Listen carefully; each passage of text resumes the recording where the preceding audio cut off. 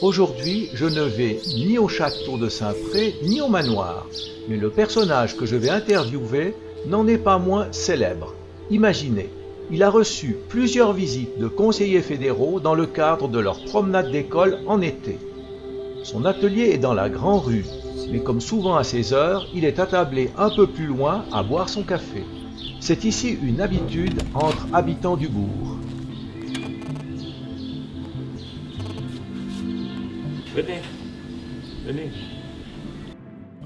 Voilà, dans votre biographie, je vois que vous êtes né à Chiasso, vous avez successivement habité Neuchâtel, Lausanne, Paris, retour ensuite à Villette et tout d'un coup à Saint-Pré. Qu'est-ce qui vous a amené donc ici, dans cette localité? Le hasard. Il n'existe pas, vous le savez bien, le hasard. Mais une annonce nous disait que l'ancienne coopérative de Saint-Pré, qui déménageait, était libre et la maison, on pouvait l'acheter. On l'a eu conformément aux règles des coopératives qui donnaient priorité à une autre coopérative, à une autre forme de... Et on a eu de la chance. Voilà. Est-ce que la lumière du bassin lémanique a contribué à vous amener ici, vous qui dites dans des entretiens antérieurs, Chiasso c'est un entonnoir, il y a peu de ciel, beaucoup de nuages ou du brouillard avec ses usines à fabrication de papier. Il n'y avait plus de fabrication de papier quand je suis né. Mais il y avait quand même les brouillards de la plaine du Pô. Oui, et il restait le nom des papeteries, Chiasso, qui veut dire bruit. Il y avait 4 ou 5 moulins à papier. Et ça fait un chambard du tonnerre. Hein, et ça marche nuit et jour. Donc ça devait être vraiment très bruyant et le nom est resté. Chiasso, ça veut dire bruit en italien. Mais le hasard fait bien les choses.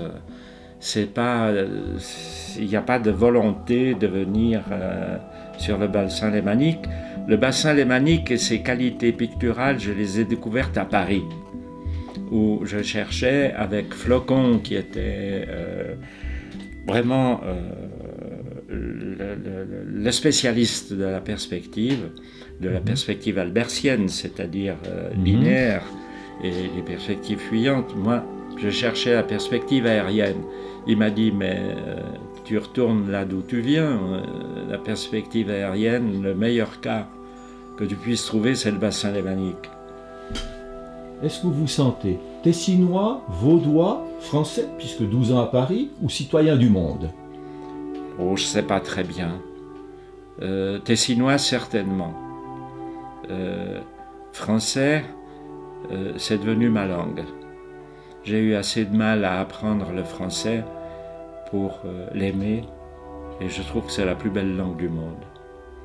J'allais dire après l'italien, mais je crois pas. J'aime beaucoup l'italien aussi. J'ai dû l'apprendre, parce que ma langue maternelle est le tessinois. Parler l'italien, quand je suis né, dans les années 30, signifiait être italien. Et parler tessinois signifiait être suisse. Tessinois, donc. Vous qui habitez maintenant depuis nombreuses années à Saint-Pré, qui avez cette maison qui vous plaît tellement, qu'est-ce qui vous plaît dans ce bourg? Eh bien, d'abord ma petite maison. On y est bien.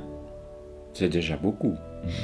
Et puis, il y a une unité de Saint-Pré, du Vieux-Bourg. C'est unité architecturale. Une unité architecturale qui est bien faite. Elle n'est pas faite n'importe où et n'importe comment. Si on observe bien la manière où les maisons sont disposées, où les rues sont disposées, par rapport au climat, à la bise et tout ça, c'est magnifique. Donc ça me plaît beaucoup, l'intelligence avec laquelle ce village a été construit. Et puis, il y a dans la Grande Rue où j'habite un climat amical. Vous avez vu, il y a des petites tables en été. Souvent, s'il fait beau, on mange sur nos petites tables, on boit des verres. Il y a une communication d'une petite table à l'autre. C'est très agréable. Moi, j'ai constaté que tout le monde se salue, enfin, ce qui est le propre des villages, mais Oui. là, il semble qu'effectivement, Oui. c'est assez fraternel, si j'ose dire. En été, quand les gens passent et qu'on est à table, on entend des réflexions comme « Tiens, on se dirait en Italie ». Voilà, on va parler un petit peu du nuage, qu'on retrouve comme thème fréquemment dans une bonne partie de vos paysages. Moi, j'ai imaginé que, comme dans un entretien antérieur, on parlait de cette région de Chiasso où il y en avait beaucoup, que c'était une sorte de souvenir. Est-ce que c'est vrai? Est-ce qu'il y a d'autres explications? Il n'y a pas de hasard, il n'y a que des rencontres. À Chiasso, quand j'étais petit, j'avais comme horizon des collines qui entourent Chiasso. On est vraiment au fond d'un trou. Mais avec mes parents, mes frères, nous sommes allés en Italie. À 60 km de Chiasso, il y a 1000 ans, la plaine du Pô. Et petit, déjà, j'ai découvert la plaine du Pô. Et là, j'ai été étonné par l'immensité du ciel. Quand vous êtes dans la plaine du Pô, vous avez 360 degrés de ciel. Il est partout. Il est plus grand que la Terre, beaucoup plus grand que la Terre. Ça, Pas besoin de monter sur le dôme. Alors. Non. Et ça, c'était ma première découverte. Ensuite, je me suis rendu compte que les champs qu'on avait à Chiasso, les petits, tout petits champs, que ce soit de maïs, où on essayait de compter les épis de maïs qu'il y avait dans un champ, il y en avait jusqu'à perte de vue, c'était la mer.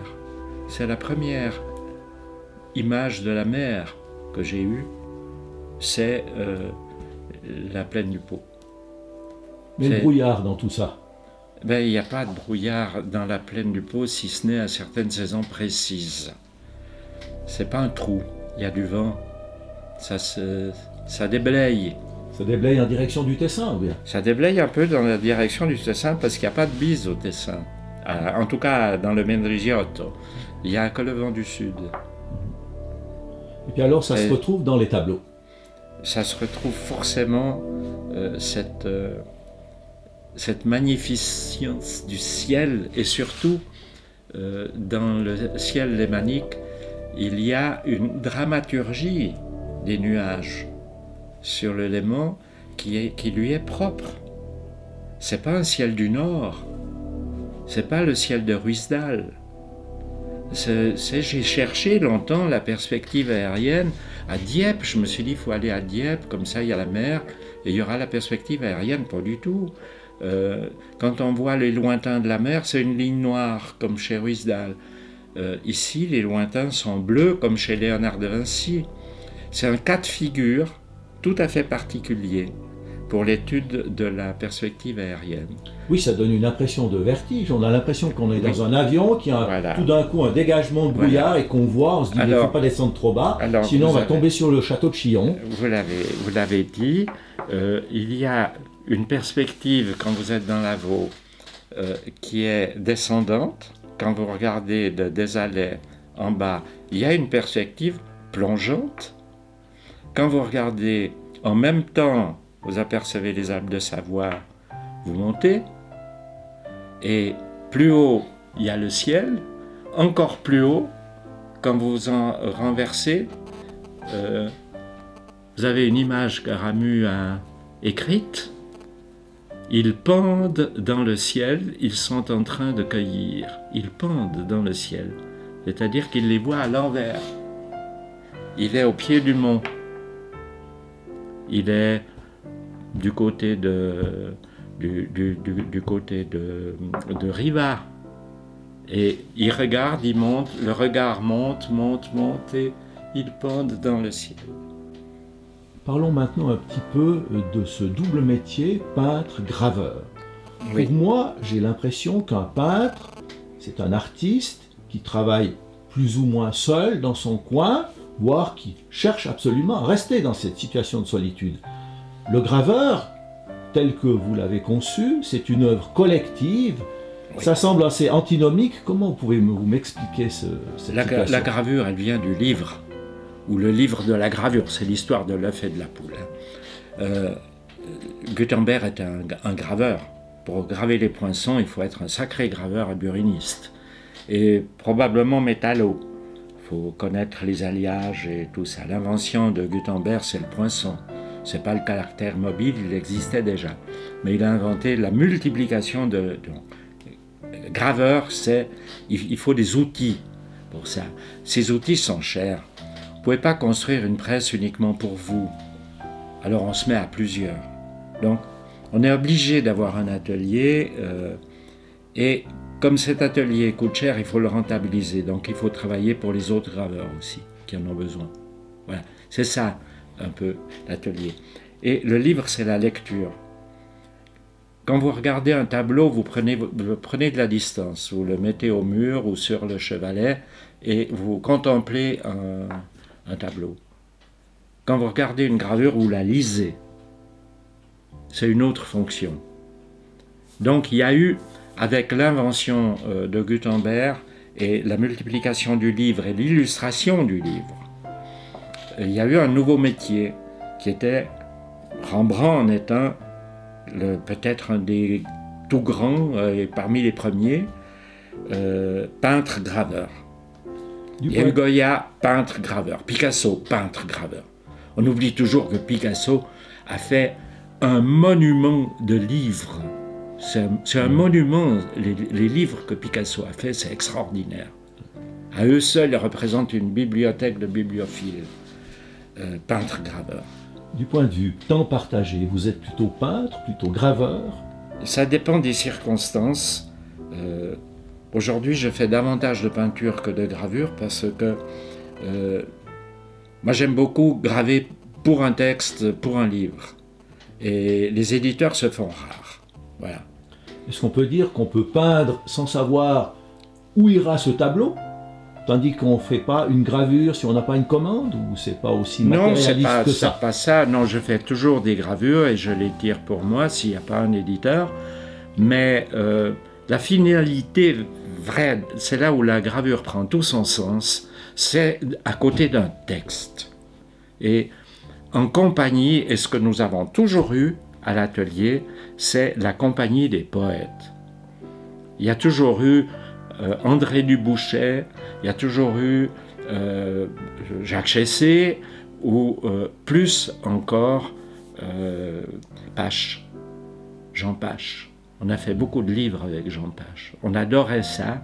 Et Jean Pache, il venait souvent chez nous, il était à l'aise dans l'atelier et ça l'a inspiré aussi. Il y a une connivence entre le poète et le graveur.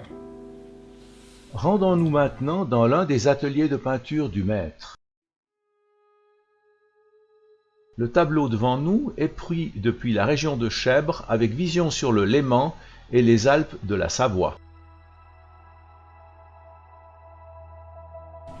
Vous avez les perspectives plongeantes sur le Désalais, vous avez les Alpes de Savoie, et puis le haut qu'on retrouve derrière avec les maisons. Ceci est derrière nous. Et puis, si on se tourne, on a une perspective montante du chemin. Là-haut, il y a tout un travail qui fait que c'est l'image d'une petite promenade le long de ce chemin qu'on appelle le chemin de la Dame. Et c'est en résumé ce que l'on a vu en se promenant. Alors je vois qu'ici on a à nouveau en traitement un paysage, mais comment est-ce que vous avez la mémoire de ce paysage? Ce sont des photos? C'est seulement dans votre tête? J'essaye de mémoriser en dessinant, en faisant des aquarelles, les endroits que j'aime.